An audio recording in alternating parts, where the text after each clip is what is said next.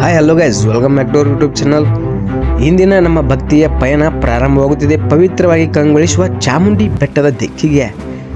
ಇದು ಸಾಮಾನ್ಯ ಬೆಟ್ಟವಲ್ಲ, ಇದು ದೇವಿಯ ಶಕ್ತಿಯ ನಿಕೇತನ. ಇದು ಮೈಸೂರು ಮಹಾರಾಯರ ಕಣ್ಮಣಿಯಾದಂಥ ಸ್ಥಳವಾಗಿದೆ. ಹಾಗೆಯೇ ನಮ್ಮ ಚಾನಲ್ಗೆ ಹೊಸದಾಗಿ ಭೇಟಿಯಾಗಿದ್ದರೆ ಚಾನಲನ್ನು ಸಬ್ಸ್ಕ್ರೈಬ್ ಮಾಡಿಕೊಳ್ಳಿ, ಪಕ್ಕದಲ್ಲಿರುವ ಬೆಲ್ ಐಕನ್ನು ಪ್ರೆಸ್ ಮಾಡಿ. ಪ್ರಾರಂಭದಲ್ಲಿ ಚಾಮುಂಡಿ ಬೆಟ್ಟದ ಮಹಿಮೆಯನ್ನು ನೋಡ್ತೀವಿ.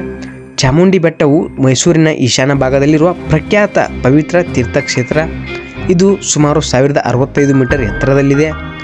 ಇಲ್ಲಿನ ದೇವಿಯು ಅರ್ಜುನನ ಬಾಣದ ತೀಕ್ಷ್ಣತೆಯಿಂದ ದುಷ್ಟ ಶಕ್ತಿಗಳನ್ನ ಕೊಂದ ದೇವಿ ಚಾಮುಂಡೇಶ್ವರಿಯಾಗಿರುತ್ತಾರೆ.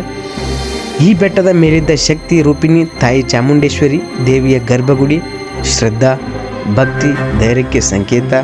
ಈ ತಾಯಿ ದೇವಿ ಮಹಿಷಾಸುರನನ್ನು ಸಂಹರಿಸಿದ ಮಹಾಕಾಳಿ ರೂಪಿಣಿ, ಮಹಿಷಾಸುರ ಮರ್ದಿನಿ ಎಂಬ ಹೆಸರು ಇದೇ ಕಾರಣದಿಂದ ಬಂದಿದೆ. ಪ್ರತಿ ವರ್ಷ ಲಕ್ಷಾಂತರ ಭಕ್ತರು ಇಲ್ಲಿ ಬಂದು ಅಮ್ಮನ ದರ್ಶನ ಪಡೆಯುತ್ತಾರೆ. ತಾಯಿಯ ಕೃಪೆ ಕಣ್ಣಲ್ಲಿ ನೀರು ತರಿಸುತ್ತೆ, ಮನಸ್ಸಲ್ಲಿ ಶಾಂತಿ ನೀಡುತ್ತದೆ. ಇನ್ನು ಚಾಮುಂಡಿ ಬೆಟ್ಟದಲ್ಲಿ ಸುಮಾರು 1008 ಹೆಜ್ಜೆಗಳು ಇವೆ. ಚಾಮುಂಡಿ ಬೆಟ್ಟದ ಶಿಖರಕ್ಕೆ ಬರಲು 2 ಮಾರ್ಗಗಳು ಇವೆ. ರಸ್ತೆ ಮೂಲಕ ಅಥವಾ ಹೆಜ್ಜೆ ಮೂಲಕನೂ ಬರಬಹುದು. ಪ್ರತಿಯೊಂದು ಹೆಜ್ಜೆಯೂ ಒಂದು ಪ್ರಾರ್ಥನೆ, ಒಂದು ತ್ಯಾಗವಾಗಿದೆ. ಹೆಜ್ಜೆ ಮೇಲ್ಭಾಗಗಳಲ್ಲಿ ದೇವಿಯ ನಾಮ, ದಾಸರ ಪದಗಳು ಮತ್ತು ಜಗತ್ತನ್ನು ಕಾಪಾಡುವ ಚಾಮುಂಡಿಯ ದಿವ್ಯ ಪಾಠಗಳು.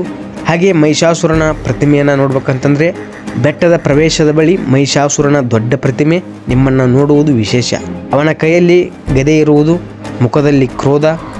ಆದರೆ ಅವನನ್ನು ಸೋಲಿಸಿದ ಚಾಮುಂಡಿಯ ಶಕ್ತಿ ನಿಮ್ಮಲ್ಲಿ ಉತ್ಸಾಹ ತುಂಬುತ್ತದೆ. ದೇವಾಲಯವು ಸುಮಾರು 1000 ವರ್ಷಗಳ ಪ್ರಾಚೀನವಾದದ್ದು. ಹೊಯ್ಸಳರು, ವಿಜಯನಗರರು ಮತ್ತು ಒಡೆಯರ ಮಹಾರಾಜರು ಇದರ ಅಭಿವೃದ್ಧಿಗೆ ಕಾರಣರಾದವರು.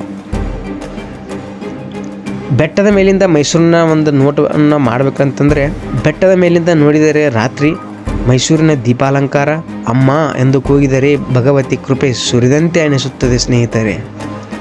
ಹಾಗೆ ಪ್ರವೇಶ ದರ್ಶನದ ಸಮಯವನ್ನು ನೋಡಬೇಕಂತಂದರೆ ಬೆಳಗ್ಗೆ 7:30ರಿಂದ ಮಧ್ಯಾಹ್ನ 2 ಗಂಟೆ, ಸಂಜೆ 3:30ರಿಂದ ರಾತ್ರಿ 9 ಗಂಟೆವರೆಗೆ. ವಿಶೇಷ ದಿನಗಳಲ್ಲಿ ಅರೆಗು ಮೆರವಣಿಗೆಗಳು, ಆರತಿ, ವಿಶೇಷ ಪೂಜೆಗಳು ಇರುತ್ತವೆ. ಹಾಗೆ KSRTC ಬಸ್ ಸೌಲಭ್ಯಗಳಿವೆ, ಪಾರ್ಕಿಂಗ್ ವ್ಯವಸ್ಥೆ ಇದೆ, ಪ್ರವಾಸಿಗರಿಗಾಗಿ ಎಲ್ಲವಿದೆ. ಹಾಗೆಯೇ ಇಂಥ ಹೆಚ್ಚಿನ ವಿಡಿಯೋಗಳಿಗಾಗಿ ನಮ್ಮ ಚಾನಲನ್ನು ಸಬ್ಸ್ಕ್ರೈಬ್ ಮಾಡ್ಕೊಳ್ಳಿ, ಪಕ್ಕದಲ್ಲಿರೋ ಬೆಲ್ ಐಕನ್ನು ಪ್ರೆಸ್ ಮಾಡಿ. ಮುಂದಿನ ವಿಡಿಯೋದಲ್ಲಿ ಸಿಗೋಣ. ಧನ್ಯವಾದ.